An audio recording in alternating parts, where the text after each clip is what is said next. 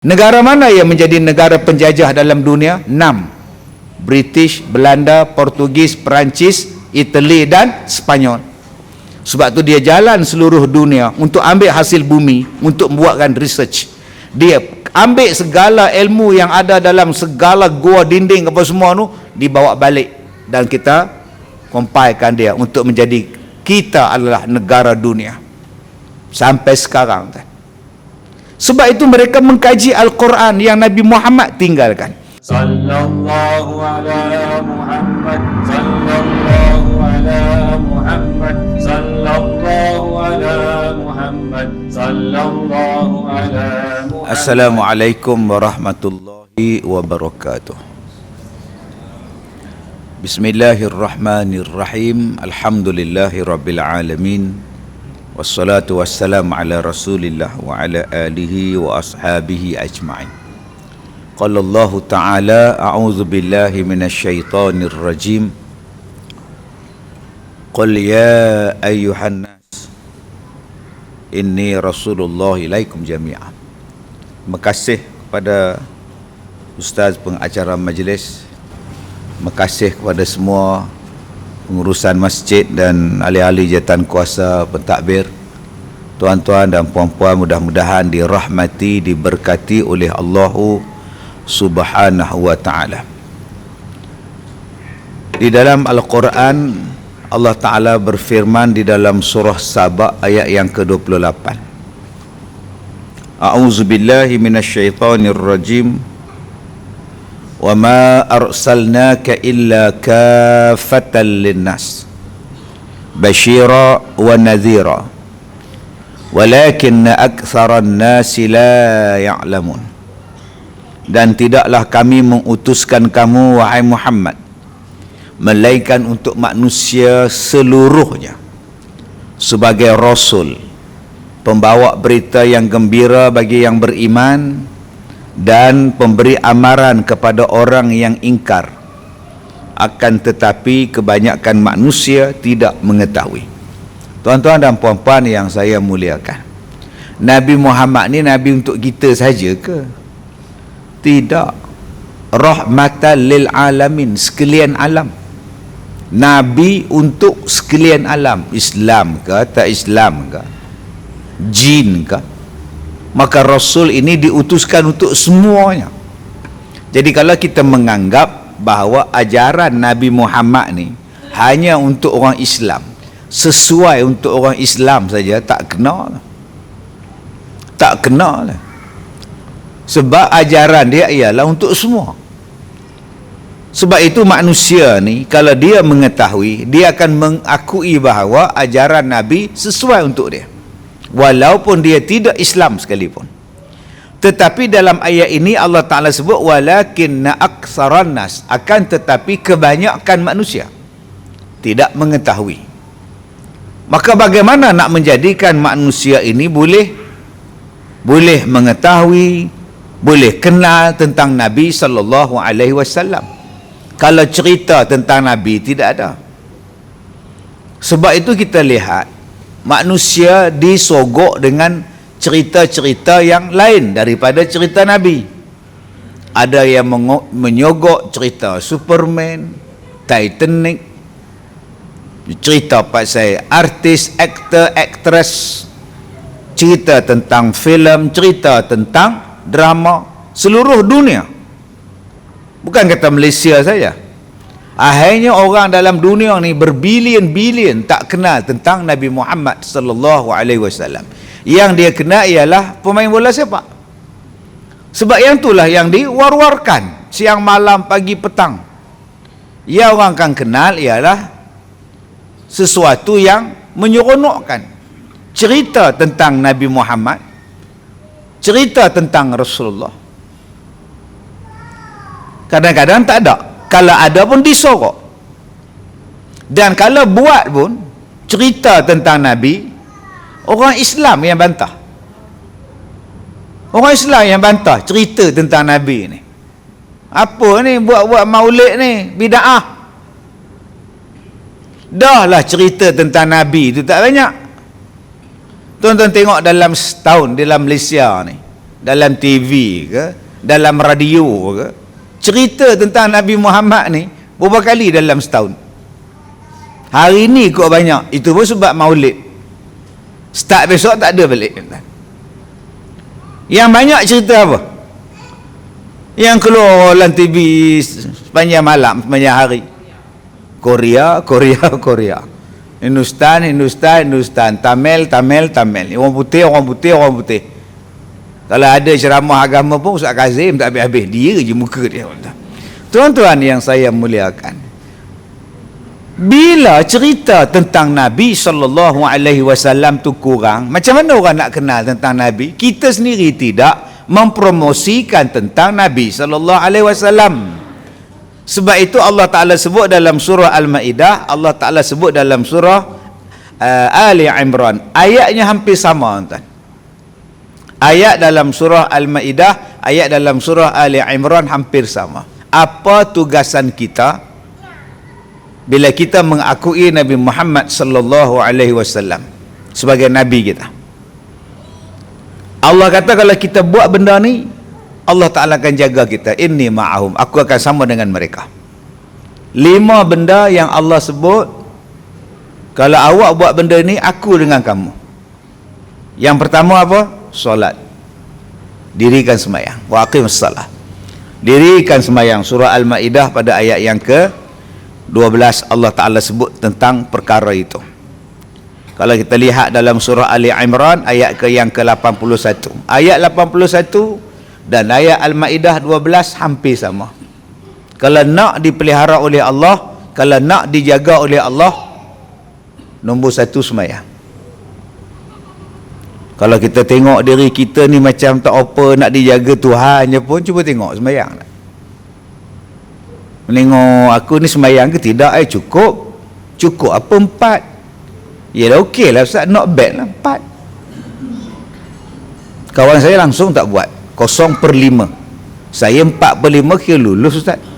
Ini bukan ujian JPG, kau nak buat ini kan bukan ujian SPM. 1 salah lulus lagi, 1 kau tak buat subuh lebuh, semua 4 tu tak pakai 4 tu. Nombor 1 ialah solat, perjanjian kita dengan Tuhan. Nombor 2 apa? Zakat. Kita di Malaysia ni alhamdulillah semayang dijaga. Duduk dalam masjid ni Masya Allah, kapet pun macam raudah. Teringat hijau ni, teringat raudah. Sekarang warna apa dah raudah? Warna merah apa kan? Lupa dah pun. Tuan-tuan tengoklah masjid kita ni, Allahu Akbar, terpelihara, terjaga elok, pengurusan pun muda-muda semua. Jaga semayang, alhamdulillah. Nombor 1 masjid kita jaga, semayang kita jaga, alhamdulillah. Ada setengah tempat masjid hanya dibuka waktu solat, waktu semayang je buka, waktu habis semayang tutup. Bila buka nanti asar, tutup. Bila buka nanti maghrib. Masjid kita buka, entah. Program macam-macam, alhamdulillah. Cuma nak datang dengan tak datang aja. Kita pula buat secara langsung pula program pagi ni, 3-4 kamera pagi ni. Alhamdulillah, senang. Duduk di mana pun boleh tengok dari masjid. Sebab tu ramai tak datang. Sebab boleh tengok dari rumah. Yang mana faham, tak faham sudah mentah ni. Nombor 2 solat, nombor 2 zakat. Kalau kita nak dipelihara oleh Allah, bayar zakat. Dan kita alhamdulillah duduk di Malaysia, zakat orang urus. Semalam saya program dengan satu pejabat zakat.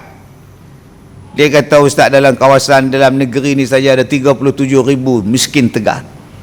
Saya tanya kenapa tak keluarkan mereka daripada miskin, suruhlah dia orang kerja.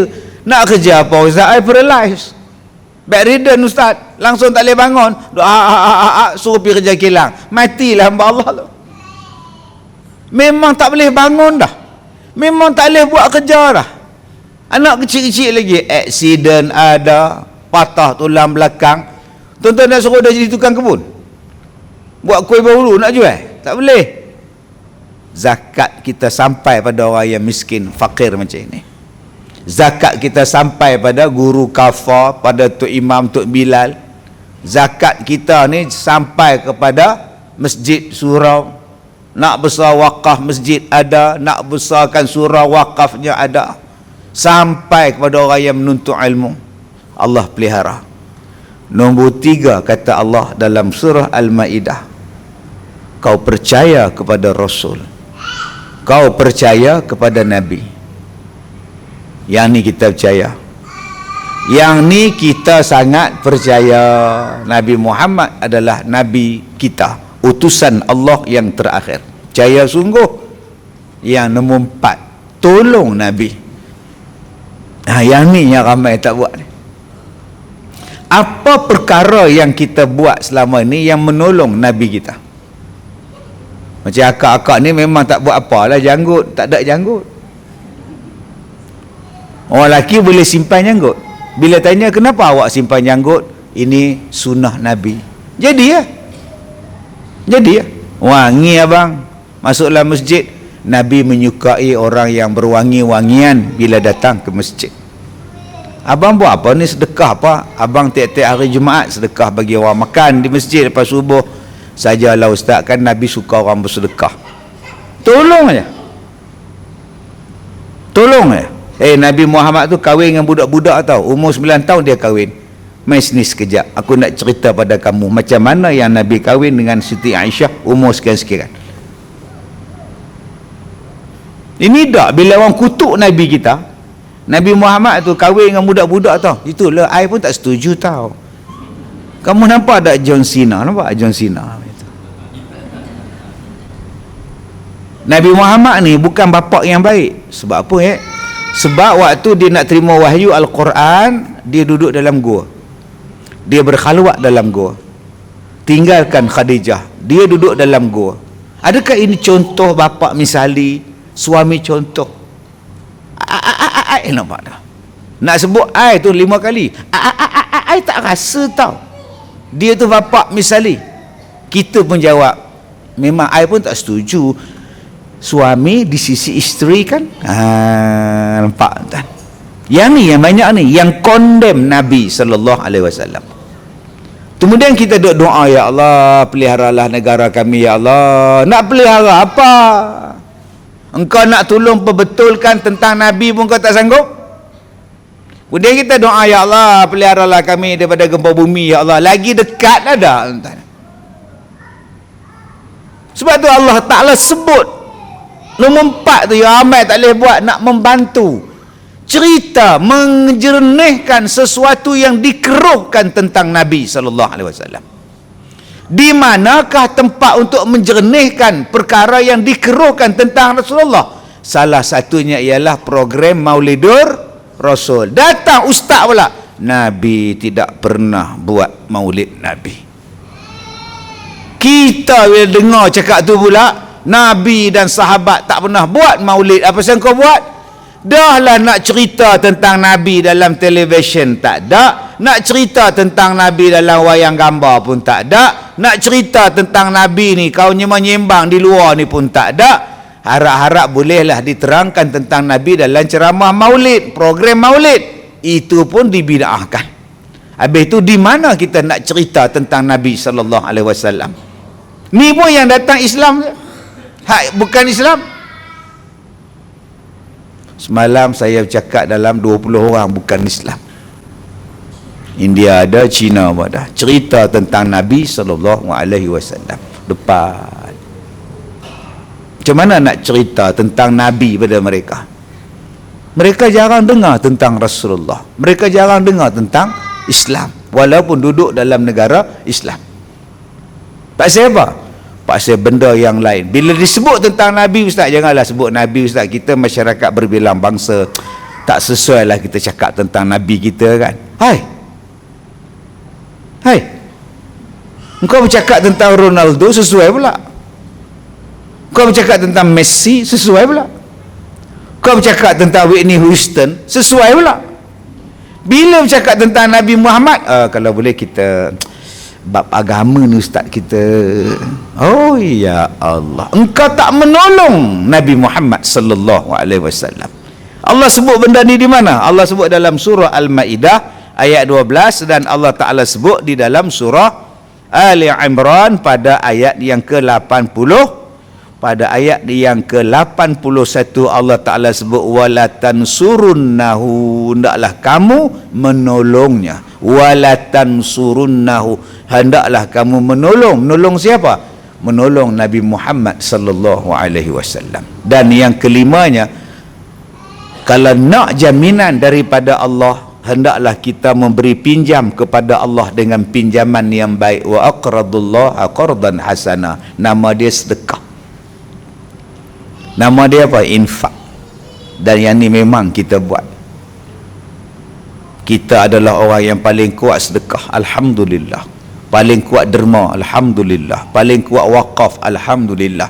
Habis tu sangkut tak mana Ustaz? Yang nombor 4 tu sangkut. Wala tansurunnahu tu sangkut. Banyak yang sangkut dalam situ.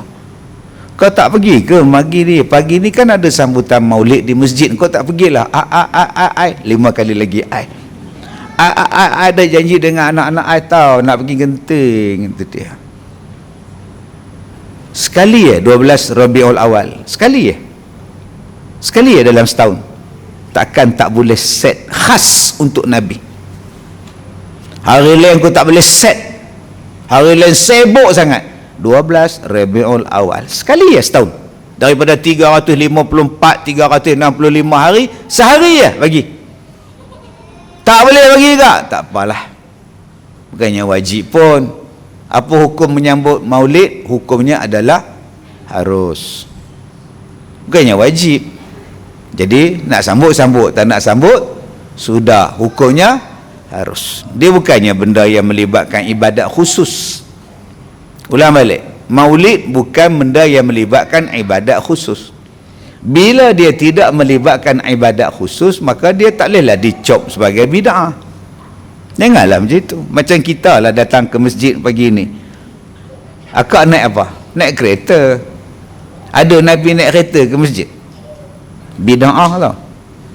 Sekarang cari unta gini balik. Dari mana Kak Zom? Masjid. Apa tak naik kereta? Bid'ah. Tak, dia harus. Nak naik unta boleh, nak berjalan kaki pun boleh, naik motosikal pun boleh, naik basikal elektrik pun boleh. Terpulang. Itu nama dia harus. Itu nama harus. Tetapi bila awak dari rumah datang ke masjid, baik naik kereta, baik naik Grab, baik naik bas, baik naik motosikal, dengan sebab awak datang ke masjid dapat pahala. Serupalah dengan maulid. Apa hukum dia? Harus. Kalau saya tak nak sambut, terpulang. Kalau saya nak sambut, terpulang. Harus. Tetapi bila awak sambut, apa yang awak dapat? Saya duduk dalam masjid Ustaz, saya dapat pahala i'tikaf. Saya selawat Ustaz, saya dengar cerita tentang Nabi Ustaz, saya baca Quran Ustaz, saya dengar cerita tentang Al-Quran membicarakan tentang Rasulullah Ustaz, saya sambung silaturahim Ustaz, saya buat macam-macam Ustaz. Kalau begitu dapatlah pahala. Jadi janganlah kita cakap bid'ah atas benda itu. Benda tu harus. Berapa banyak benda yang Nabi tak buat, tapi atas dasar harus, silakan. Nabi mana ada naik skuter, naik bagi masa tawaf. Kita bila buat umrah, cari bagi naik tinggal atas. Tak nak tawaf hajah tak lalu, tak larat nak tawaf, hajah nak naik bagi. Buset, bid'ah hajah. Nabi tak pernah naik skuter. Kan namanya harus, bukannya wajib, bukannya sunat. Buat je lah. Tapi kenapa awak buat naik bagi? Saya sakit Ustaz. Apa yang awak buat? Tawaf. Kalau gitu pahalalah tawaf tu. Simple. Jadi jangan cakap-cakap benda yang harus, jadikan bid'ah. Salah kita ni. Maulid Nabi dia bukan ada rukun. Apa pasal kau nak kata ibadah? Ada rukun maulid. Pertama rukun, syarat-syarat sah maulid. Pertama niat, kedua bersuci. Ada kan tak? Tak ada lah. Kau datang lah macam mana pun, kau buat lah macam mana pun, ada orang sambut maulid tak ceramah, makan je. Ada yang ceramah, makan tak ada. Allah, ramai yang balik. Ni tu naik sikit lah. Ada yang makan, ada yang ceramah, ada selawat, semua ada tuan. Ada yang sambut maulid perarakan sahaja. Terpulang pada kita sebab dia bukan ada rukun. Dia adalah harus. Maka buat sahajalah. Habis tu sahabat pun tak buat. Sahabat Nabi pun tak buat. Kita pula buat. Tak, kita ni rasa kita ni lebih pada sahabat kot. Tak tahulah orang sekarang. Lebih-lebih pula. Bang, abang nampak tu, buka pintu je tu, tabung besi tu, dah lah besi batu lah. Nampak berapa banyak tabung tuan? Di masjid ni saja agak-agak berapa banyak tabung. Tuan-tuan pernah buat kiraan tak? Balik lagi kira 1, 2, 3. Ada masjid saya pergi, masuk je pintu dia dekat 8 tabung. Anak yatim, pengurusan, fakir miskin, fisabilillah, utility, majlis ilmu, tu dia.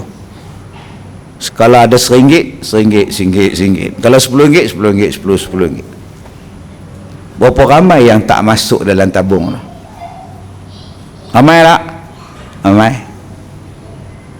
Kalau kita umum lah, tuan-tuan, kita nak besarkan masjid, siapa yang nak wakaf, silalah. Agak-agak berapa ramai?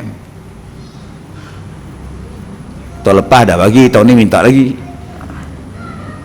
Sahabat Nabi, bila Nabi umum, siapa yang nak sedekah, siapa yang nak berfisabilillah, infak, Saidina Abu Bakar, dia bagi semua harta dia. Saidina Umar, dia bagi separuh. Abdul Rahman bin Auf, terlepas rakaat yang pertama sembahyang subuh, terlepas rakaat pertama ya, dia balik ke rumah dia, dia bagi sedekah 400 ekor unta dengan barang-barang di atas dagangan dia, atas ekor 400 tadi dia sedekah pada orang. Tujuan dia apa? Nak cover balik yang dia terlepas satu rakaat sembahyang subuh bersama Rasulullah. Orang macam ni tuan-tuan nak suruh sambut maulud? Orang macam ni yang kita sambut maulud ni pasal apa? Pasal orang macam kita bagi sedekah pun RM1 tu pun gambar agung pakai spek hitam, duit conteng bagi entah. Sedekah RM10, banyak pula RM10, gam plastik tengah-tengah. Mak, duit ni koyak mak, tak apa, simpan, nanti hari ni ada ceramah maulid, nanti mak masuk dalam tabung masjid. Sebab itulah kita buat maulid, jauhnya jarak kita dengan sahabat terhadap kecintaan pada Nabi SAW. Sahabat Nabi bila sebut saja Nabi, tuan-tuan, mengalir air mata. Kita bila sebut Nabi, relax. Sahabat Nabi bila cerita Nabi bercakap, tuan-tuan, tak ada siapa bercakap, diam semua ni. Nabi Muhammad ni apa saja ni dalam hati mereka, kecintaan terhadap Nabi mengatasi segala-galanya. Punya sayangnya sahabat pada Rasulullah. Tuan-tuan nak suruh dia sambut maulid apa? Sekarang cuba tanya anak kita, kamu sayang suami kamu ke sayang Nabi? Cuba tanya anak kita yang baru kahwin semalam. Kamu sayang Nabi ke suami kamu? Suami kita lah. Nabi bukan Nabi kita pun. Cuba tanya kat Zoom, sayang suami ke sayang Nabi? Suami kita lah.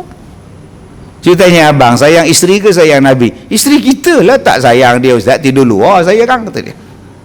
Sedangkan Nabi Muhammad insan yang pertama bertahta di dalam hati, mengatasi mak, mengatasi bapa, mengatasi suami, mengatasi isteri, mengatasi anak, mengatasi harta, mengatasi bisnes, mengatasi kediaman, negara, rumah dan sebagainya. Surah At-Taubah ayat yang ke-24. Surah At-Taubah juzuk yang ke-8 ayat yang ke-24. Allah sebut tu, qul in kana aba'ukum wa abna'ukum wa ikhwanukum wa azwajukum wa ashiratukum wa amwalun iqtaraftumuha wa tijaratun takhshawna kasadaha wa masakinu tardawnaha ahabba ilaikum minallahi wa rasulih wa jihadin fi sabilih fatarabbasu hatta ya'tiyallahu bi amrih wallahu la yahdil qaumal fasiqin. Katakan wahai Muhammad, Kalau kamu mencintai bapak kamu, mak bapak kamu, anak beranak kamu, kaum kerabat kamu, suami isteri kamu, kaum keluarga kamu, bisnes kamu, harta kamu, tempat tinggal kamu, kamu lebih cintai 8 perkara ini lebih daripada mencintai Allah, lebih daripada mencintai Rasulullah, lebih daripada mencintai jihad, tunggulah sehingga Allah turunkan keputusan kepada kamu dan Allah tidak memberi hidayah kepada orang-orang yang fasik. Sampai Allah kata fasik. Siapa yang meletakkan manusia lain lebih daripada Nabi Muhammad, Allah kata apa? Fasik. Kita hari ni faham fasik pakai seluar pendek keluar rumah. Tiap hari siang malam pagi petang seluar pendek. Fasik kita cakap. Kalau engkau mencintai orang lain selain pada Nabi nombor 1, kau pun fasik walaupun serban atas kepala. Walaupun serban atas kepala. Hari ni orang senang tuduh orang fasik. Tak tutup aurat, fasik. Fasik. Engkau cintai duit lebih daripada Nabi, kau pun fasik. Kau cintai harta lebih daripada Nabi, kau pun fasik. Walaupun tuduh labung kau sampai ketumit sekalipun. Diletakkan tahap kecintaan tu Allah, Rasul dan jihad. Sebab tu kita buat program macam-macam tuan-tuan. Untuk apa? Mendatangkan kasih sayang terhadap Nabi sallallahu alaihi wasallam. Salah satunya ialah maulid. Kerana tahap kecintaan manusia sekarang terhadap Nabi kita tak tahu.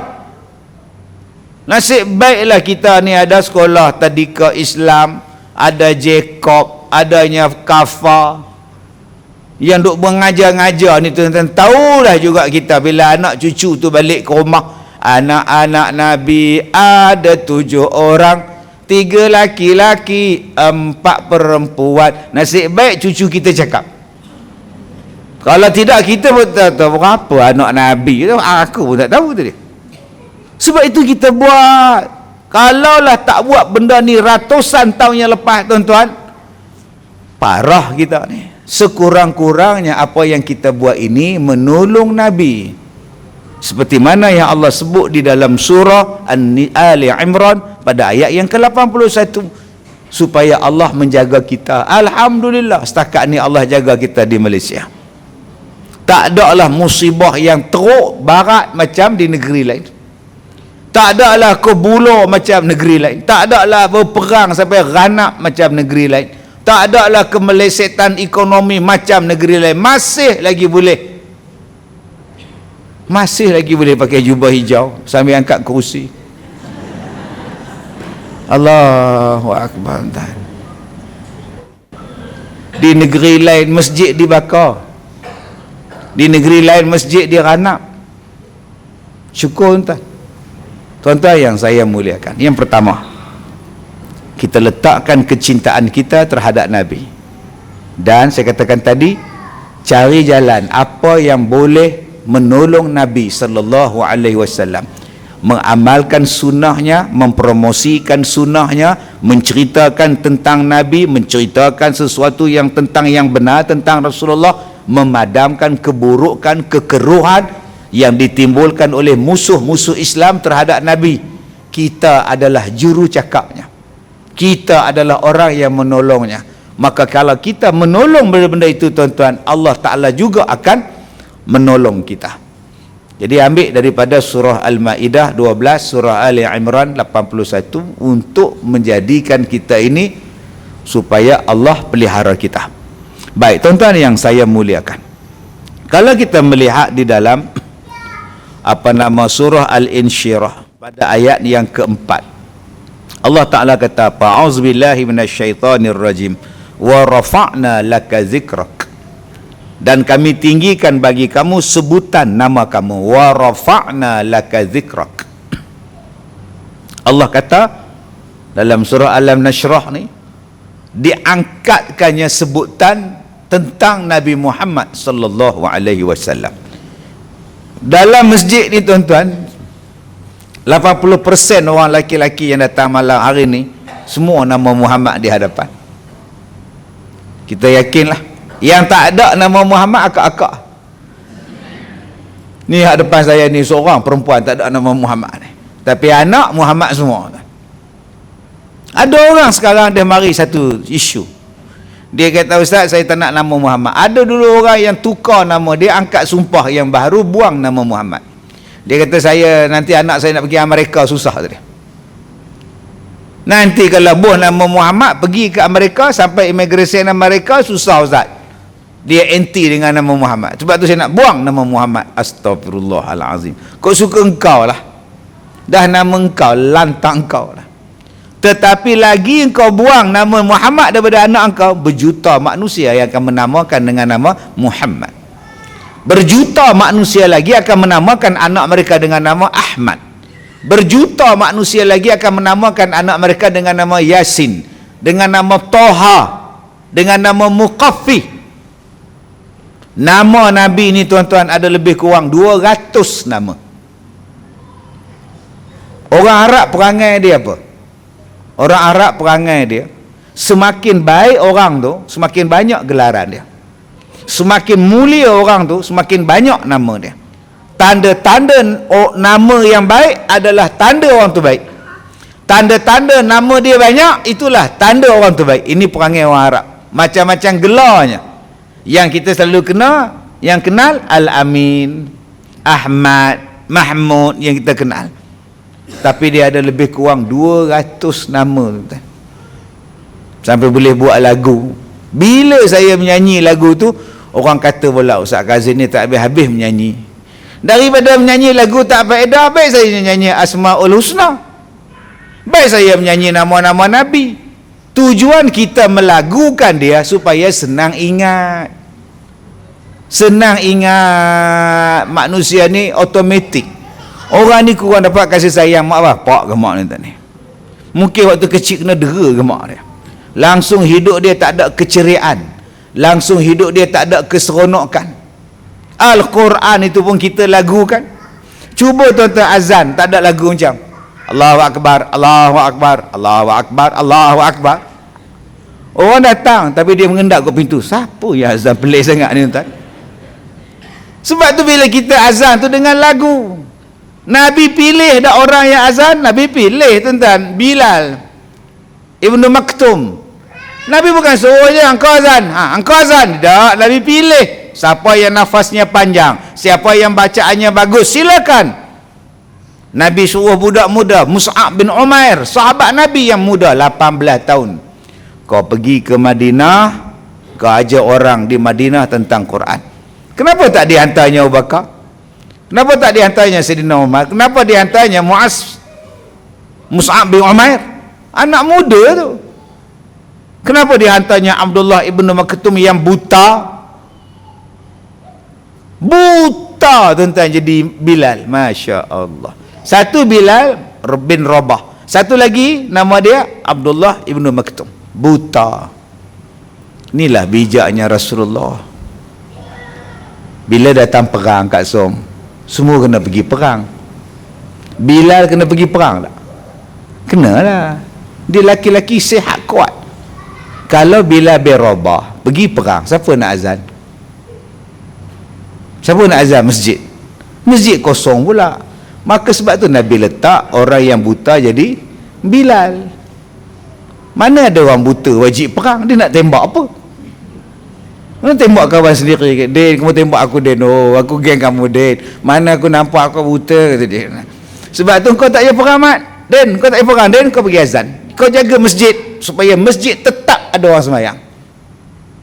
Kalaulah kita di masjid seluruh Malaysia tiru perangai Rasulullah. Mana yang buta jadi Bilal di masjid. Agak-agak selesai dah masalah orang cacat penglihatan. Bagi rumah dekat dia, bagi dia tugas. Dia kan cuti.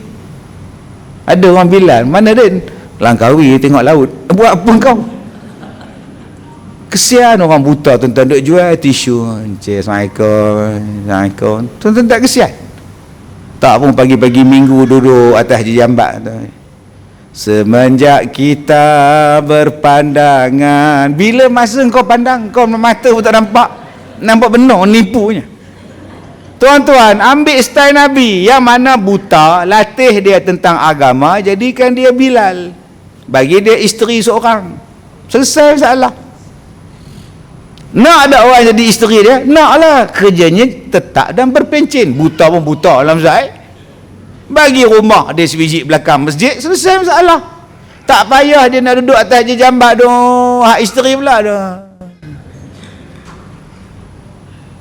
Sampai bila Nabi punya pemikiran tentang tiba-tiba zaman kita hari ni cakap Nabi tak sesuai kejadian apa? Pemikiran Nabi walaupun dia dah tak ada 1400 tahun akan kekal relevan sampai hari kiamat. Apa yang baginda buat, apa yang Rasulullah buat. Cuba tengok Nabi Nuh. Atas masjid ni pun ada satu tingkat lagi. Berapa orang naik ke atas? 1, 2, 3. Campur dengan anak-anak ada 4 orang, 7 orang. Jah, naik atas. Sakit lutut. Bawah lah okey ustaz. Berapa umur Hajah? 58. Sakit lutut. Bayangkan Nabi Nuh buat kapal, umur dia 900 tahun. Nabi Nuh buat kapal, umur dia 900 tahun. Naik atas bukit. Kita naik tangga ni pun sakit lutut. Ada Nabi Nuh cakap, "Nuh, wasna'il fulk bi'ayunina wa wahyina." Sakit lutut tu agak-agak lah nak perintah pun. Saya dekat 1000 tahun kot. Tak ada Nabi Nuh cakap. Maknanya dia sihat. Dan Allah pun tahu dia sihat. Kalau Allah tengok Nabi Nuh sakit, dia pun tak suruh. Makna Nuh boleh buat. Kita belajar tentang Nabi Nuh. Tapi kenapa kita tak belajar tentang Nabi Muhammad? Nabi Muhammad punya cantik badan dia.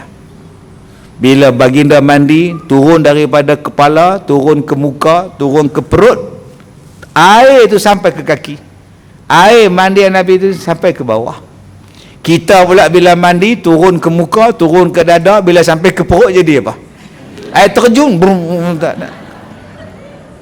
Kemudian kita kata, kita menyayangi Rasulullah. Sayang pun kau, badan kau muka tak jaga. Nak jadi orang sihat, jadi macam Nabi. Bagaimana Nabi itu sihat? Ini yang kita belajar tentang Rasulullah sallallahu alaihi wasallam. Bagaimana dia makan, apa benda yang dia tak makan. Di dalam Al-Quran Allah Ta'ala sebut tentang ya ayyuhar rusul. Wahai para nabi. Kalau plural rusul. Kalau singular rasul. Nabi Muhammad itu Rasulullah, seorang singular. Kita tak boleh sebut Nabi Muhammad itu Rasulullah. Jangan. Rasul perkataan dia rusul. Wahai para rasul, ya ayyuhar rusul. Allah kata wahai para rasul, Adam sampai Nabi Muhammad. Maknanya jamak, maknanya plural. Makanlah kamu makanan yang baik-baik. Makanlah kamu makanan yang baik.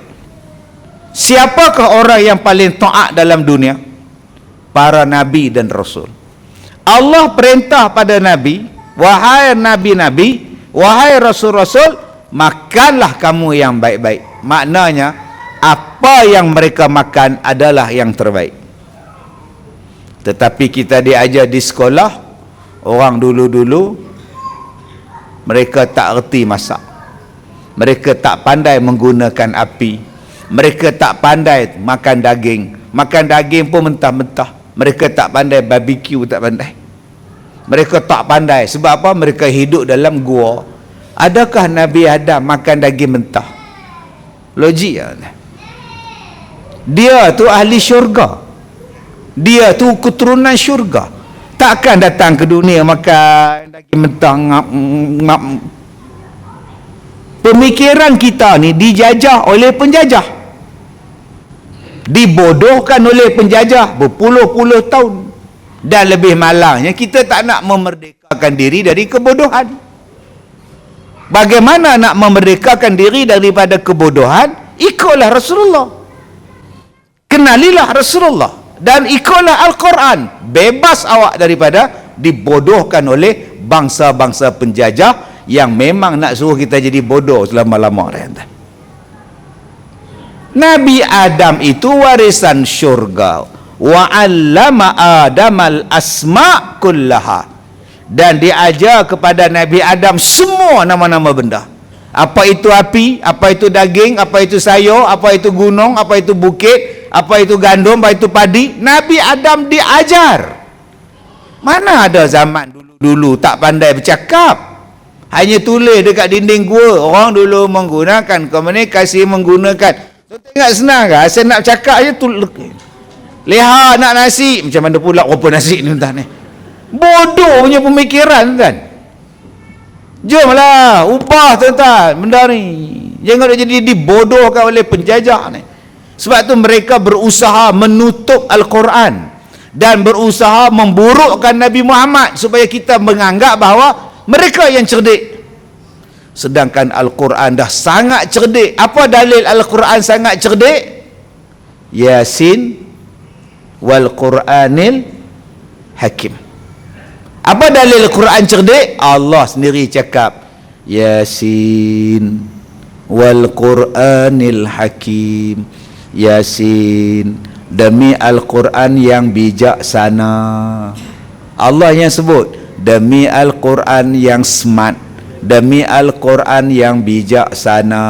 Hakim. Apa makna hakim? Smart. Smart reader, smart text, smartphone. Allah dah guna lama dah smart dalam Quran. Kita baru 10 tahun guna smart. Engkau apa ni? Ini smart house, ini smart home, ini smart kitchen. Oh, ini smart dispenser. Oh, smart semuanya. Ini smart apa? Tag, smart tag, kata dia. Oh, smart. Ini apa? Ini suami aku, smart, kata dia. Pada Quran dah sebut lama dah smart. Ud'u ila sabili rabbika bil hikmah. Hendaklah kamu menyeru dengan cara hikmah, smart. Tapi orang Melayu faham hikmah tu lemah lembut. Menyerulah kamu dengan lemah lembut. Tuan-tuan dan puan-puan, marilah kita mencintai Rasulullah. Yang balik tiang kompom tidur. Itu bukan hikmah, tu bengong nama dia. Ceramah tengah hari kau pergi belasah slow macam itu. Ni khutbah Jumaat sat lagi ni. Cuba baca macam tu. Ittaqullah, ittaqullah haqqa tuqatih. Nampak tu? Imam nombor 2 teh. Cuba pukul 1:30 khutbah, masjid pula ramai orang, budak-budak berlari lah yang kerja lah, tu imam tegak ittaqullah, tak ada siapa tidur. Itulah nama dia hikmah. Untuk budak tadika kena menyanyi. Untuk sekolah rendah kena banyak soal dia orang. Atau budak-budak remaja pula kena usik dia orang. Kalau orang tua-tua pula ceramah jangan panjang, sakit lutut. Ini pergi kuliah maghrib, pergi menyanyi kata imam, anak-anak Nabi. Tak kemana untuk imam tuan-tuan. Tu nama dia hikmah. Al-Quran tu bijak. Kalau nak jadi bijak, jadilah Quran. Orang putih dia kaji Quran. Dia jumpa dalam surah Al-Qiyamah ayat 6 cerita tentang cap jari. Apa benda cap jari ni? Cari dalam surah Al-Qiyamah ayat 6. Akhirnya tuan-tuan, hari ni dah ada QR code. Inilah cap jari. Inilah dia cap jari, QR code kita. Takkan sama QR code. Takkan sama. Walaupun kembar sekalipun, takkan sama QR code dia, tuan-tuan. Dia punya thumbprint dia takkan sama ni. Allah sebut tak benda ni dalam Quran? Sebut. Allah sebut tak tentang cahaya? Sebut. Allah sebut tak tentang matahari bulan? Sebut. Tuan-tuan cuba tengok. Manusia akan mengubah apa yang Quran cakap. Manusia akan mengubah apa yang Quran kata. Sekarang pukul 11 lagi 14 minit. Tadi jam subuh, nama dia wal fajr. Lepas wal fajri, nama dia apa? Nama dia ialah isyraq. Tadi subuh, al-fajr. Sebelum tu as-subh, al-fajr, kemudian isyraq. Orang Melayu panggil bila matahari terbit, orang Melayu panggil apa? Syuruk. Orang putih panggil matahari terbit panggil apa? Sunrise. Orang Melayu panggil syuruk. Hebat ya. Saya orang Melayu panggil matahari terbit. Bila matahari terbit nama apa? Sunrise. Lagi matahari tenggelam, sunset. Nanti matahari tegak atas kepala, dia jatuh sikit nama apa? Matahari condong. Itu Melayu. Kalau orang Arab, zuhur lah. Apa dia zuhur? Matahari condong. Zuhur, matahari condong. Okey. Tadi akak-akak dengan abang-abang duduk dalam masjid. Kemudian saya muncul daripada pintu masjid. Akak-akak kata apa? Ustaz Kazim dah datang, Ustaz Kazim dah sampai, Ustaz Kazim dah terbit. Sekarang cuba faham, kalau saya memang duduk di sini, memang saya tinggal di sini, memang saya duduk setempat ini je, tuan-tuan nak kata apa kat saya? Ustaz Kazim dah sampai. Dah sampai apa? Memang dia duduk di situ. Yang dah sampai itu kalau mendatang. Okey, sekarang kita sebut matahari terbit, maknanya kita sebut sunrise, maknanya matahari terbit. Maknanya apa? Matahari itu bergerak tak? Matahari tenggelam, bergerak tak? Sekarang tuan-tuan belajar, matahari bergerak ke tidak? Siapa yang mengelilingi matahari? Bumi. Lepas ni tukar, earth rise, earth sunset, tukar, earth set. Kenapa tuan-tuan tak sebut? Bumi dah datang, bumi dah muncul, bumi dah tenggelam. Tetap kita guna matahari tenggelam, matahari muncul, matahari condong, matahari tegak di atas kepala. Apa maksud? Sekejap dia datang, sekejap dia tegak, sekejap dia condong, sekejap dia tenggelam. Apa maksud? Yang bermaksud ialah matahari yang bergerak, yang tak bergerak bumi. Tapi kita diajar bumi diam, bumi bergerak, matahari diam. Takkan lari daripada Quran, wasyamsu tajri limustaqarrin laha. Matahari itu beredar pada paksinya. Bumi itu wal arda madadnaha, dan bumi itu tegak tetap, kata Allah. Macam mana kita tuan-tuan, kita sambut Rasulullah, kita sambut Maulid, tapi kita pun tak kenal apa ajaran yang Nabi bawa. Sebaliknya kita lebih mempercayai benda yang dibawa oleh agama lain, sehinggalah nama bintang-bintang yang 7, yang 8, yang 12 itu pun nama Tuhan mereka. Apa bintang yang paling kecil? Bintang yang paling kecil apa? Pluto. Nama siapa tu? Bukankah nama Tuhan mereka? Anak Nabi pun kita tak hafal, nama Tuhan mereka kita hafal. Saturn lah, Jupiter lah, Saturn lah. Apa benda ni? Bukankah itu mereka mempromosikan agama mereka dalam pelajaran kita? Sebab itu tuan-tuan, tujuan kita buat maulid ialah untuk kembali kepada Rasulullah.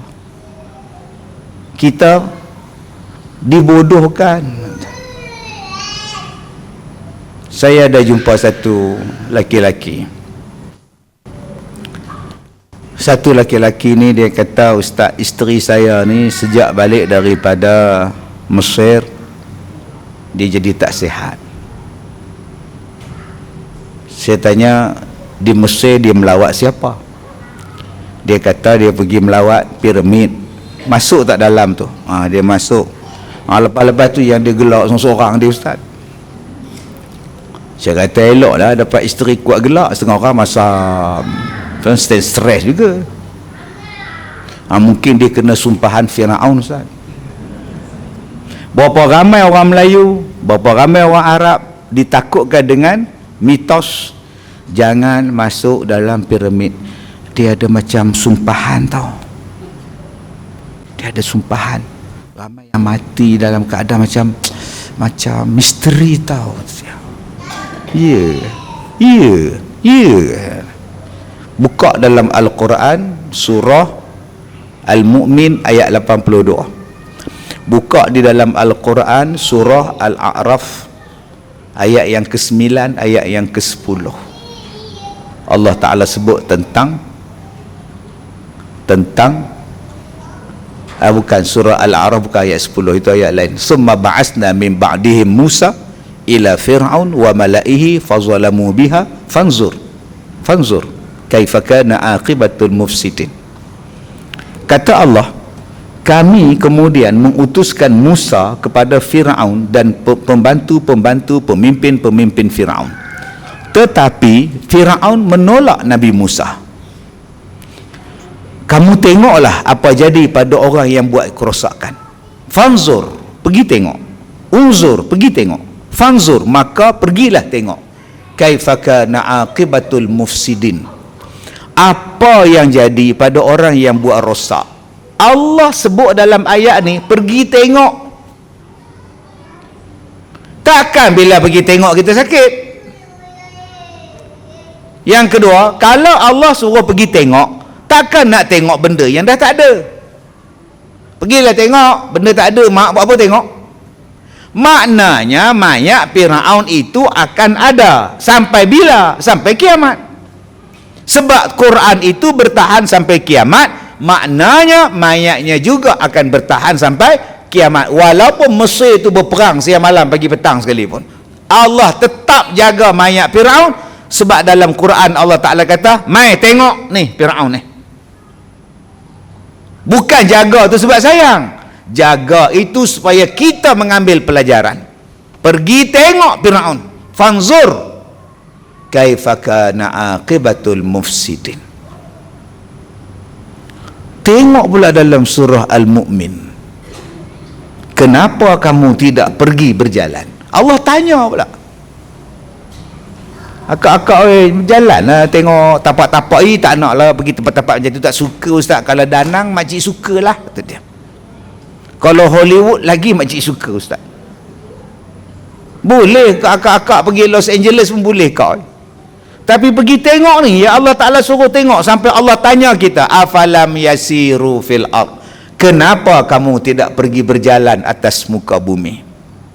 Fayanzuru kaifa kana aqibatul ladzina min qablihim, dan tengoklah apa-apa kesan yang telah berlaku pada orang yang sebelum daripada kamu. Mereka itu lebih kuat, mereka itu lebih asyadda minhum quwwah, mereka lebih kuat, mereka lebih ramai daripada kamu, dan mereka banyak meninggalkan kesan di atas muka bumi. Orang putih kaji ayat ni, orang dulu lebih kuat, orang dulu lebih ramai, dan orang dulu meninggalkan kesan yang banyak. Wa atharan fil ard. Dalam ayat lain Allah Ta'ala kata, orang dulu memakmurkan dunia lebih daripada kita. Kita baru takat satu memakmurkan dunia, mereka telah memakmurkan dunia 10 kali ganda daripada tamadun kita. Quran bagi tahu, orang dulu memakmurkan dunia 10 kali ganda kita. Jadi akak-akak jangan duk banggalah di rumah tu ada cowai, air panas ada, air sejuk ada. Bangga benar rasa dia.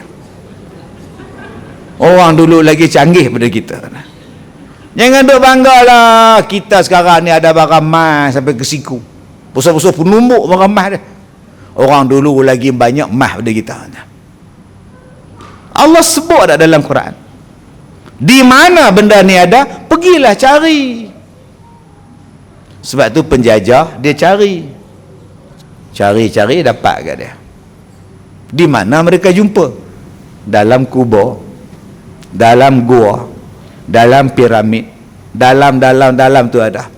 Di mana benda itu disimpan ustaz? Di dinding gua.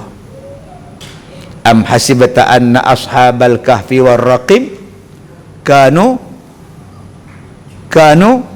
min ayat. Saya baca, saya sambung.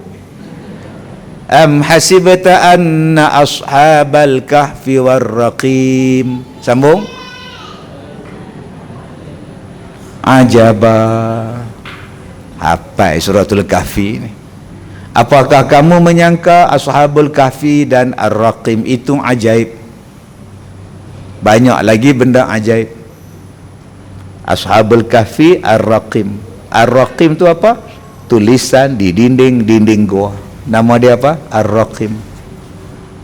Sebab tu orang putih dia jelajah satu dunia untuk mencari benda ni, ar-raqim.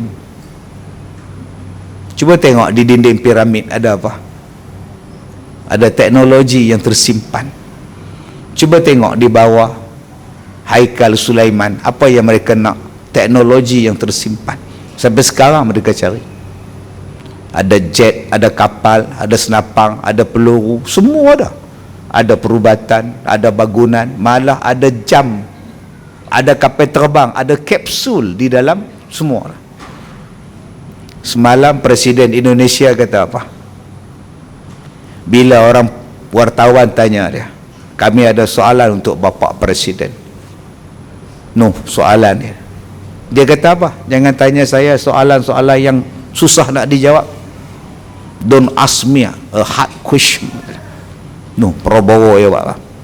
Apa pendapat Bapak Presiden? Adakah Amerika masih menjadi leader di dalam dunia? Dia kata Amerika masih lagi dianggap sebagai ketua di dalam dunia. Tetapi dalam masa yang sama kita harus mengakui bahawa negara-negara Eropah juga mempunyai kekuatan kepentingan di dalam dunia. Kerana mereka adalah sumber peradaban. Mereka adalah sumber peradaban. Mereka yang banyak mencetuskan civilization, ketamadunan. Balik buka sejarah. Ketamadunan itu datang dari mana? Datang daripada satu revolusi. Nama dia ialah revolusi perindustrian, revolusi industri. Bermula di mana negara revolusi industri? Bermula dari Perancis, bermula daripada England. Mereka memulakan satu revolusi besar-besaran, mencipta lampu, mencipta kapal terbang, mencipta kereta, mencipta motosikal, mencipta macam-macam. Mereka yang mulakan. Tuan-tuan tengoklah negara mana yang jajah Mesir, yang bawa balik segala keranda dan pentadbiran dan segala kekayaan yang ada dalam piramid. Negara mana? Bukan negara Britain dan Perancis. Sebab tu mereka dapat dulu. Negara mana yang menjadi negara penjajah dalam dunia? 6. British, Belanda, Portugis, Perancis, Itali dan Spanyol. Sebab tu dia jalan seluruh dunia untuk ambil hasil bumi, untuk membuatkan research. Dia ambil segala ilmu yang ada dalam segala gua, dinding apa semua tu, dibawa balik dan kita compilekan dia untuk menjadi, kita adalah negara dunia sampai sekarang. Sebab itu mereka mengkaji Al-Quran yang Nabi Muhammad tinggalkan. Kita mengaji juga, tapi mengaji saja, kita tak tadabbur. Kita tak tadabbur. Dan mereka pula bila mereka keluar pada piramid, mereka akan tulis, jangan masuk sini, ada sumpahan. Ramai dah prof yang mati, ramai dah doktor yang mati. Kita pula takut ke hantu, sampai sekarang tak masuk.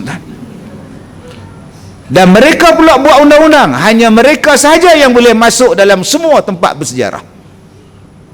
Semua tempat bersejarah hanya mereka saja boleh masuk. Yang tak berkenaan, no entry. Mereka letakkan di bawah satu badan pertubuhan dunia yang menjadikan orang dalam negara sendiri tak boleh pergi tempat tu. Konon-kononnya nak menjaga warisan dunia. Nama dia apa? Nama dia apa? UNESCO. Sambung sendiri kan. Cerdik tuan-tuan ni. Akhirnya segala peradaban yang hebat yang Nabi Muhammad tinggalkan kita melalui Al-Quran, mereka ambil, mereka tutup dan mereka bagi tahu pada kita, jangan, tak ada apa-apa, kami, peradaban bermula daripada kami. Maka silaplah kita kalau kita menganggap bahawa Nabi Muhammad itu hanya sesuai untuk zaman dia saja. segala kehidupan dia, pemakanan dia dan sebagainya hanya untuk dia saja. Silap tuan. Bila Nabi makan benda yang terbaik, cek balik apa benda yang Nabi makan. Maka kita pun datang dalam masjid, ustaz-ustaz bercakap Nabi Muhammad makan roti kasar. Kesian dekat Nabi, kita makan roti putih yang lembut, Nabi makan roti kasar tuan-tuan. Bang, Allah sebut dalam Quran, wahai para Nabi makan yang terbaik. Roti kasar itulah yang terbaik. Dia penuh dengan serat, dia penuh dengan fiber. Sebutlah elok roti syair adalah roti yang penuh dengan fiber. Fiber menyerap segala lemak awak, menyerap segala kolesterol awak. Fiber itulah yang kita hari ini makan. Janganlah cakap Nabi Muhammad tu makan lekeh. Betulkan balik fahaman ni tuan-tuan. Nabi dia tak akan makan benda yang lekeh sebab dia adalah orang yang paling kuat pegang perintah Allah. Allah kata pada Nabi, makanlah yang terbaik. Nabi mesti makan yang terbaik. Satu hari Nabi Muhammad dengan Sayyidina Ali pergi ziarah satu orang. Pergi ziarah satu orang. Sayyidina Ali ni baru sembuh daripada sakit mata. Sayyidina Ali ambil buah kurma ni nak makan. Nabi kata, Ali jangan makan, kamu tu baru sembuh sakit mata, pergi cari makan lain. Maka kita pun faham buah kurma tu sunnah Nabi, betul. Tapi kalau awak sakit tak sesuai untuk awak, itulah sunnah dia, halalan thayyibah. Ini ustaz, ini sunnah Nabi ni ustaz, takkan tak boleh makan ustaz. Betul. Awak tu sakit mata, buah kurma ni panas, mata awak pun panas. Bila awak makan buah kurma kan nanti tambah merebak. Ada hadis tak bagi Sayyidina Ali makan. Ini kita main belasah aja, sunnah ustaz. Saya ni pesakit macam-macam, saya ni pesakit tuan. Kencing manis, kencing tawa, kena kencing orang, macam-macam ni, banyak penyakit ni tuan ni. Macam-macam jenis penyakit. Ada satu penyakit yang saya hadap, ialah penyakit santau.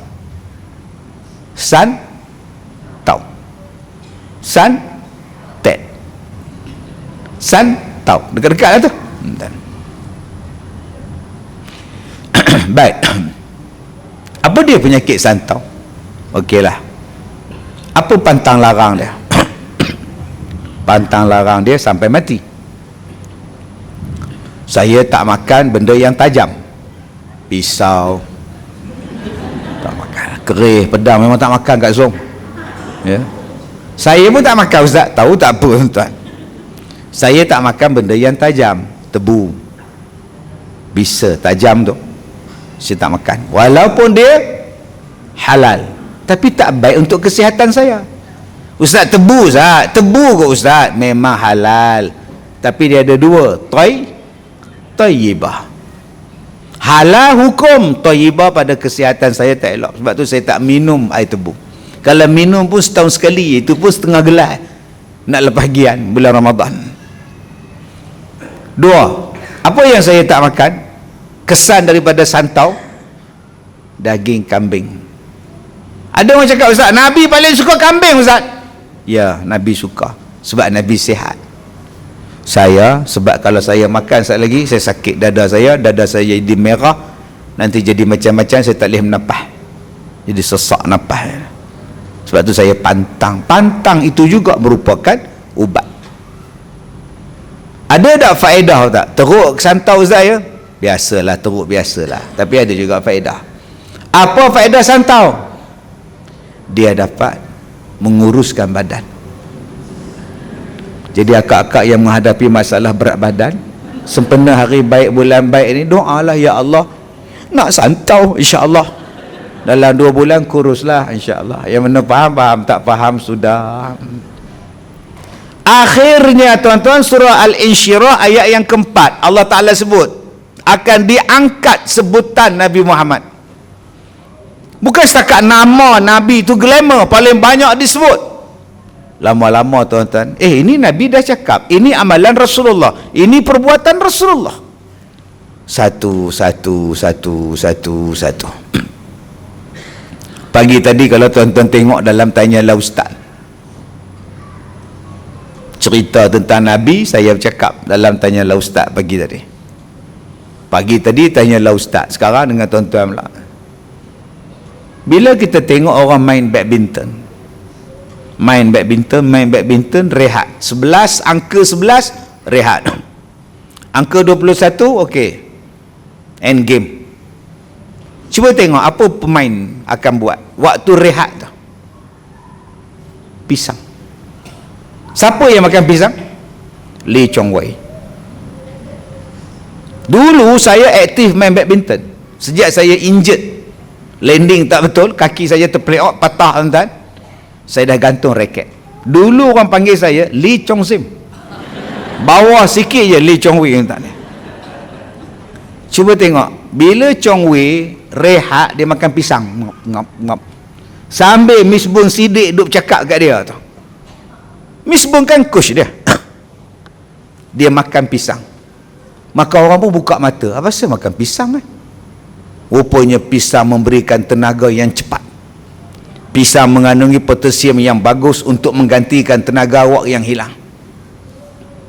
Padahal Nabi dah sebut lama dah pisang.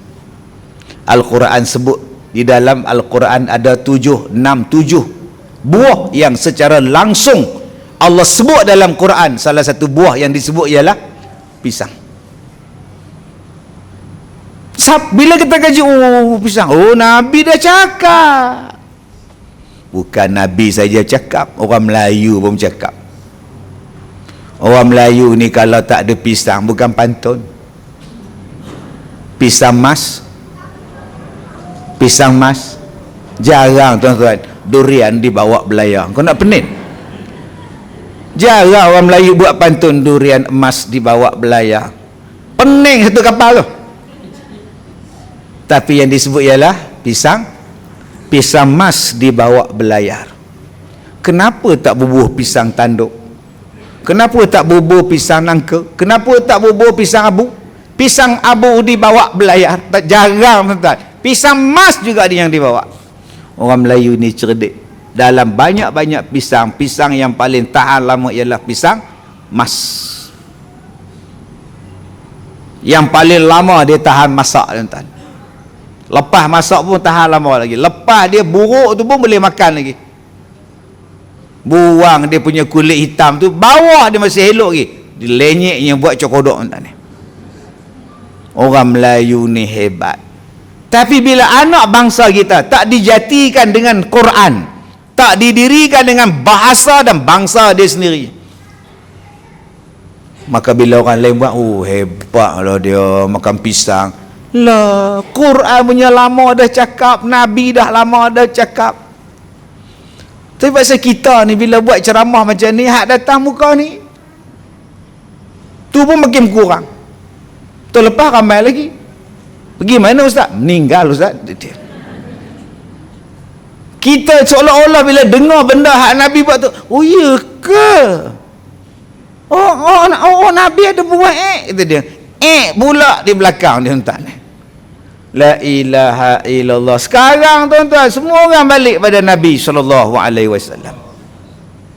Semua orang ni fikir bila kaji balik, Masya Allah, hebatnya Rasulullah SAW. Bukan untuk agama kita ya, bukan untuk orang Melayu kita ya, untuk semua bangsa. Jom tuan-tuan, penyakit kita ni apa dia?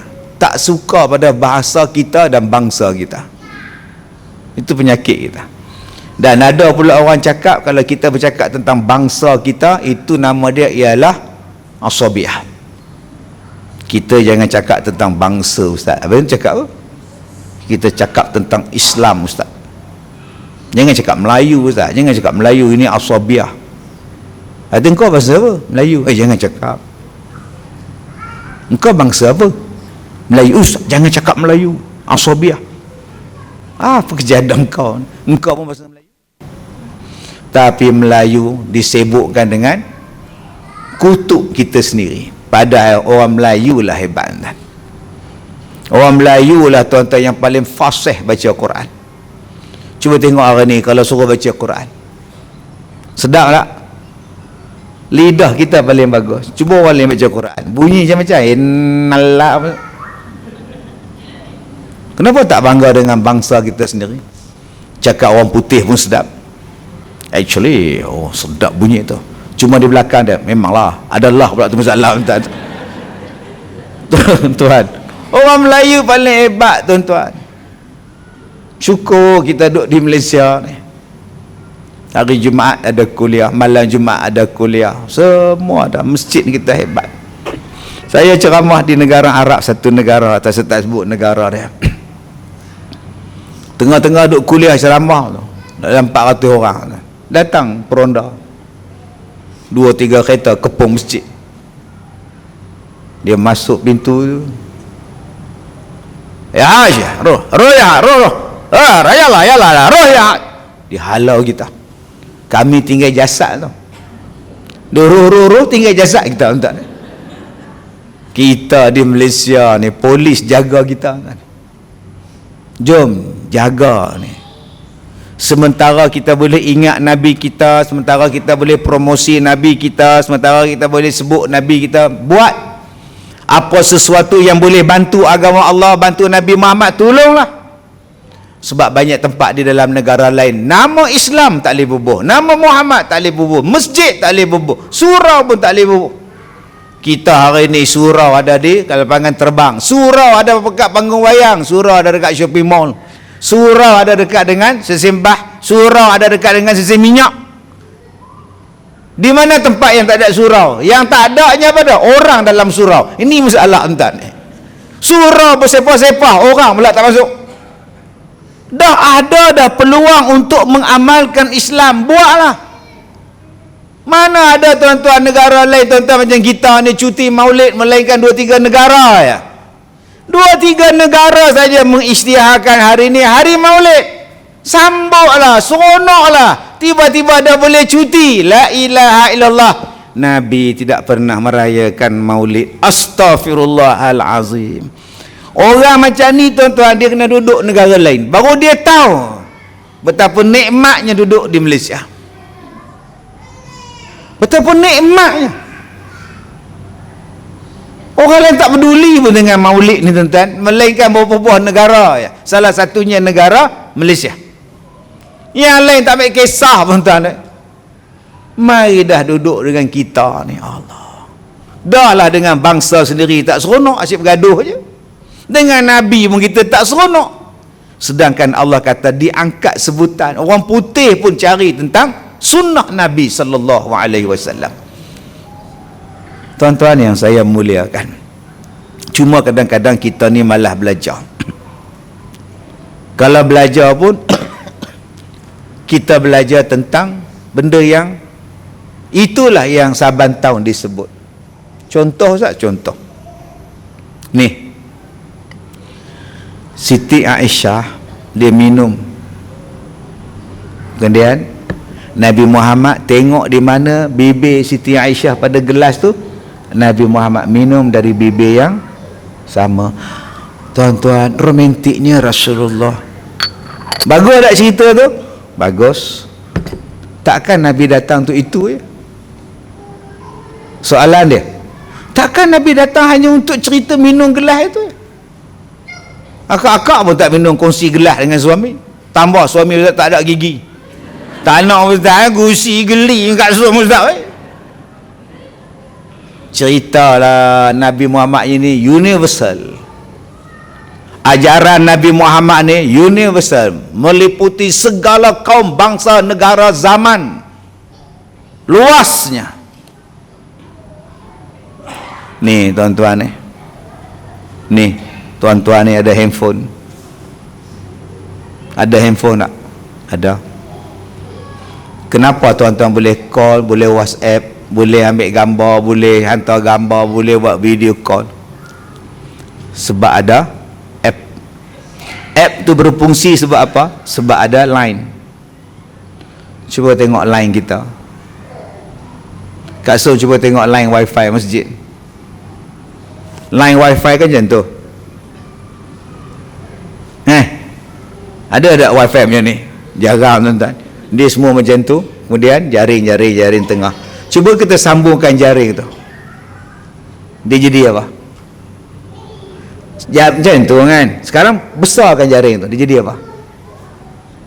Jadi sarang laba-laba. Nampak? Tapi dia pun tak ambil laba-laba, dia ambil sekat. Kita pun kata canggih betul dia orang ni buat wifi. Senang, free pula tu senang aku kata dia. Ada tak laba-laba dalam Quran? Nama dia surah Al-Ankabut. Awak nak jadi orang hebat, jadi laba-laba. Awak nak jadi hebat, buat sarang laba-laba. Laba-laba dia buat connection. Satu point. Antara satu point. Nama dia inter. Akhirnya siap satu jaring. Jaring orang putih kata apa? Net. Sambung? Internet. Sepah ayat Quran. Cerita tentang Al-Ankabut buat sarang. Tiba-tiba kita kata ajaran Nabi Muhammad tak relevan. Awak yang tak pandai. Kenapa awak tak mencipta internet? Hari ini semua benda jadi mudah. Macam mana laba-laba duduk diam saja di sarang dia.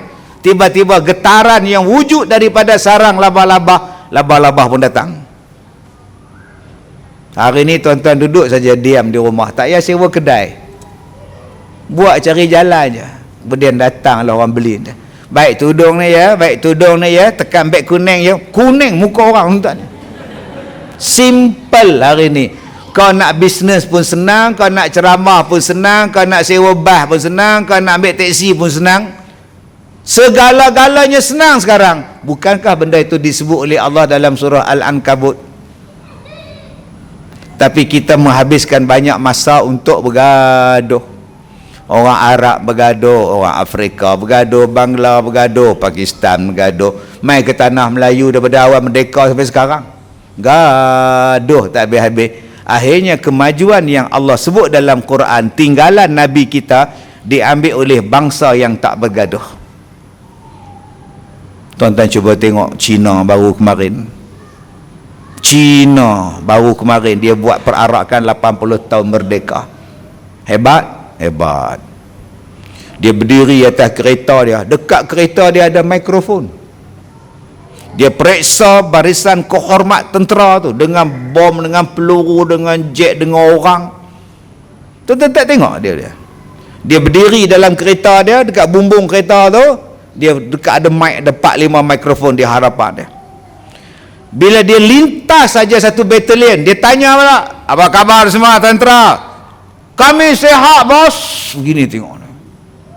Sehari dia lintas pula tempat askar perempuan pula. Kamu pula apa khabar?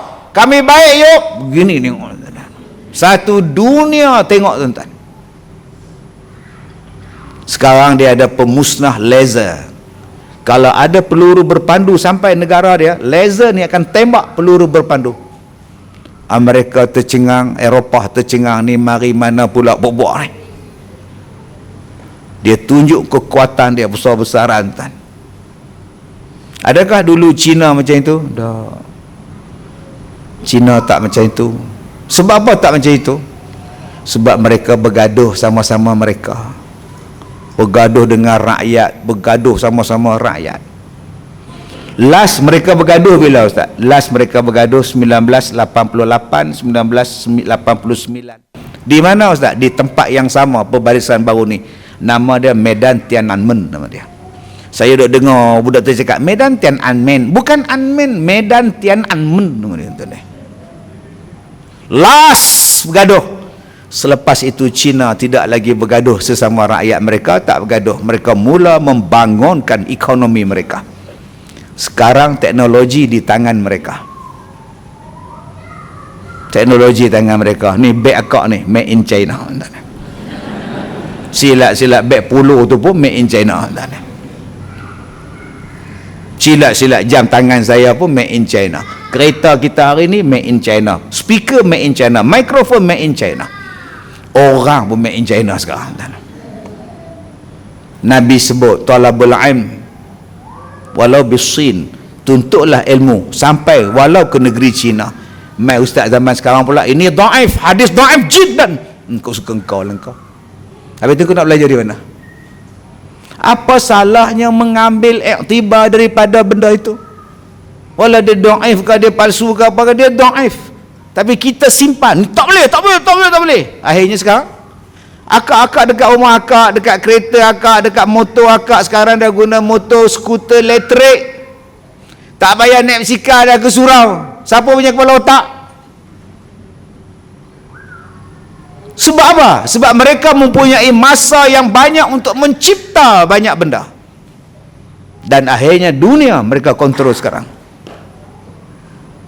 Orang Islam mempunyai kehebatan itu, tapi kita menghabiskan banyak masa untuk bergaduh.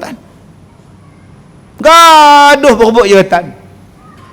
Duit yang banyak dihabiskan untuk membeli senjata, untuk membunuh sama-sama sendiri. Di mana? Afrika.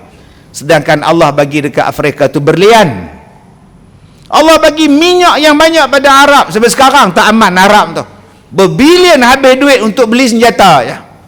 Allah bagi pada tanah Melayu ni semua nikmat. Ada emas, ada biji, ada emas, ada ikan, ada tani, ada pokok, ada durian, ada musangking. Tapi kita memilih untuk bergaduh. Daripada dewan orang ramai sampai masjid, bergaduh. Bila masa nak berfikir? Tambah-tambah di parlimen lagi gaduh. Duduk yang berhormat, yang hormat, duduk yang berhormat. Yang berhormat, duduk yang berhormat. Peraturan masyarakat yang berhormat. Bila masa nak aman ni tuan-tuan? Allah sebut tak benda ni dalam Quran? Bila kamu bergaduh, wa tazhaba rihukum, hilang kekuatan kamu. Last Korea bergaduh bila? Tahun 90. Rotewu presiden dia tunjuk perasaan lawan budak universiti dengan kerajaan Korea. Negara yang paling banyak tunjuk perasaan dalam dunia ialah Korea. Sebab tu orang yang paling kaya di Korea masa itu ialah pengeluar kelang yang mengeluarkan gas pemedih mata. Sebab tiap-tiap hari tunjuk perasaan. Tak ada siapa peduli Korea. Sekarang Korea mengamalkan dasar hidup dengan aman, tenteram, jangan gaduh-gaduh. Sekarang anak kita paling minat sarang hair. Kita paling banyak teknologi Korea. Saya pakai iPhone, Kak Som pakai Samsung, Abang Bidin pakai Samsung. Kereta dia fight Jepun, dia fight Amerika, Korea fight sekarang. Dulu orang tak nak pakai kereta Korea, sekarang berselera orang pakai. Bila kita elok hidup, maka aman. Bila aman, kita akan jadi maju. Tapi sayang tuan-tuan, orang Islam memilih untuk lawan perintah Nabi. Nabi kata, bersatulah, berkasih sayanglah kamu. Tapi kita bantah. Hari ini kita kalau jumpa orang, kita akan tanya, dia belah mana Dia belah mana ustaz tu belah mana tu imam tu belah mana masjid tu belah mana masjid pun belah mana? Astaghfirullahalazim. Akhirnya jadi apa pada kita? Jadilah lemah. Tuan-tuan yang saya muliakan, kalaulah kita ikut Nabi, kita orang hebat. Kita orang hebat. Dalam Quran sebut apa? Wa ta'awanu 'alal birri wat taqwa. Tolong menolonglah kamu pada benda yang baik. Nabi pun suruh tolong benda yang baik. Simple aja tuan-tuan, nak tolong benda baik. Di Malaysia yang pergi umrah setiap tahun 250,000 orang. 250,000 orang. Kak Som, 250,000 orang yang pergi umrah. Belanja umrah RM10,000 seorang. Cuba darab 250,000 darat 10,000, berapa bilion? Yang mana ada iPhone, yang mana ada kalkulat, cuba tengok kalkulat tengok. Pecah mikrofon tu. Kat so 250,000 darab 10,000. 2.5 bilion. 2.5 bilion. Banyak orang kan? 2.5 bilion. Okey, tambang agak-agak siapa yang dapat 2.5 bilion tu? Syarikat kapal terbang. Negara mana? Hotel. Negara mana? Tak balik pada kita. Okey, tolak kapal terbang, tolak hotel semua. Kita dapat 3 beg. Beg besar, beg kecil, beg sandang. Soalan dia, made in dapat kat siapa? Orang laki-laki tambah satu lagi, dapat ke ihram dengan tali pinggang hijau. Made in. Akak-akak dapat telekung, made in. Mana dia made in Malaysia? Sayang tak? 2.5 bilion kalaulah balik ke masjid. Macam mana Ustaz? Semua syarikat travel yang mengendalikan umrah hendaklah membeli beg daripada koperasi masjid. 3 beg, 1 telekung, 1 ke ihram, 5. Kalaulah 5 ni masjid untung RM10 cukup, RM50. 50 kali dengan 250,000. Dia ada berapa bilion di masjid. Hanya 5 beg saja, tuan. 5 item saja. Itu kalau saya ambil RM10, kalau saya ambil RM20 untung. Masjid adalah pembekal beg. RM20 untung satu beg. Dapat pada tabung masjid. Tak ada kutipan derma Jumaat lagi. Tapi tak mau. Kita tak nak pakat. Maulud tapi tak pakat. Pakat sikit. Kita ada 24,000 masjid dan surau. 24,000 masjid dan surau. Satu Malaysia. Sekali buat korban 10 ekor. 240,000 ekor lembu. Seekor lembu 5,000. Bersamaan 1.5 bilion setahun.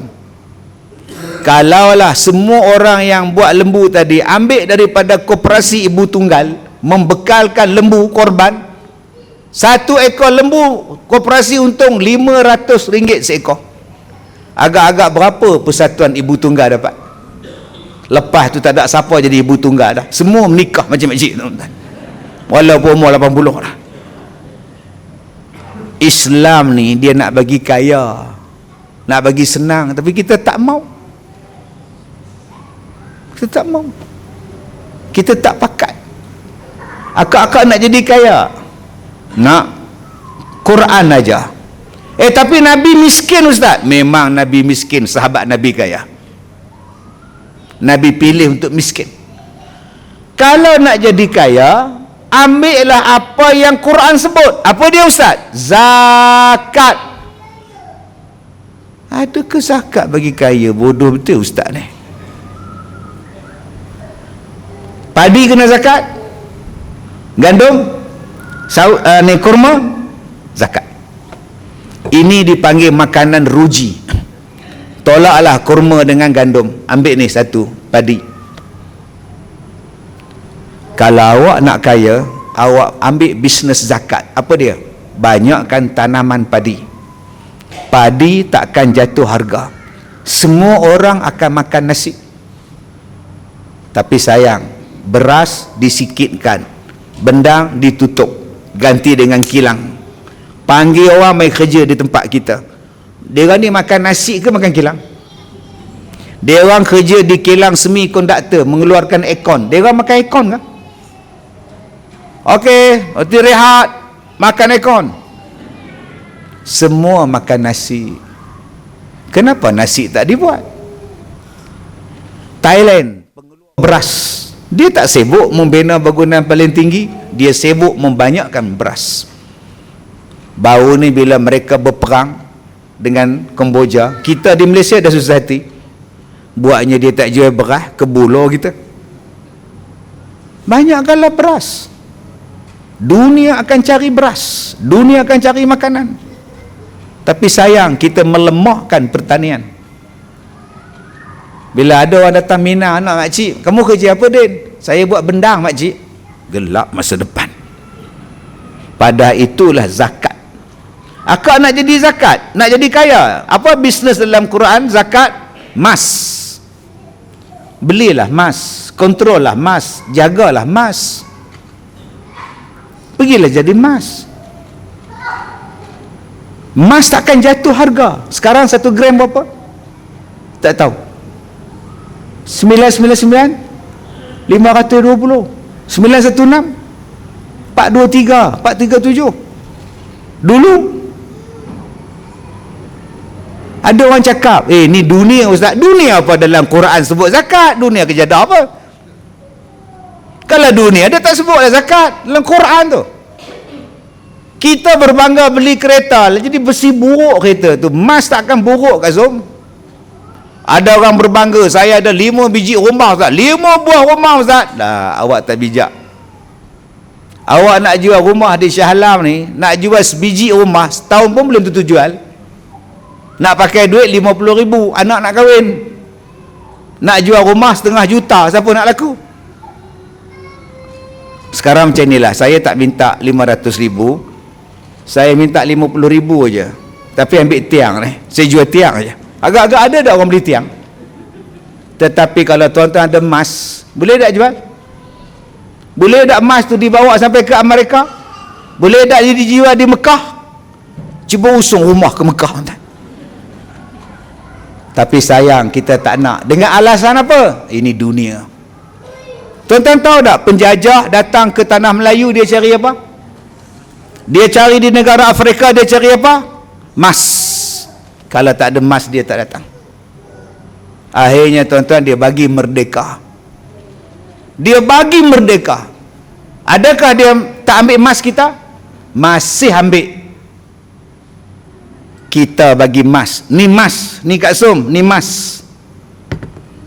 Dia pulangkan kita kertas. Awak bagi emas awak, kita orang bagi kertas. Ambillah kertas.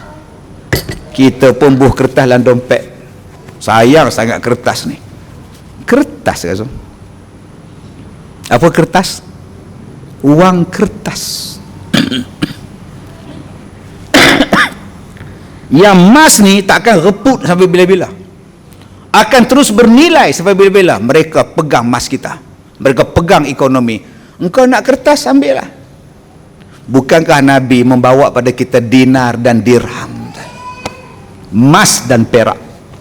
Sayang, kita cuma menganggap Nabi hanya datang untuk mengajar Aisyah minum daripada gelas yang sama. Kenapa tak nampak Nabi Muhammad ialah orang yang menjamin keadilan dalam ekonomi? Jomlah tuan-tuan, agak-agak siapa yang boleh mengubah benda ni tuan, supaya kita ikut Rasulullah, tak dikontrol oleh yang di atas. Saya baru cerita tentang emas, belum cerita tentang zakat yang lain. Jadi last saya datang ke sini 8 tahun yang lepas. Jadi kalau nak sambung balik bab Nabi kita ni, 8 tahun yang akan datang. Jadi saya minta maaf jika terkasar bahasa. Terima kasih kepada tuan pengurus masjid dan seluruh pentadbir masjid. Saya minta maaf jika terkasar bahasa. Wabillahi taufiq wal hidayah. Assalamualaikum warahmatullahi wabarakatuh. Jazallahu anna sayyidana Muhammadan Sayyidana Muhammadan ma huwa ahluhu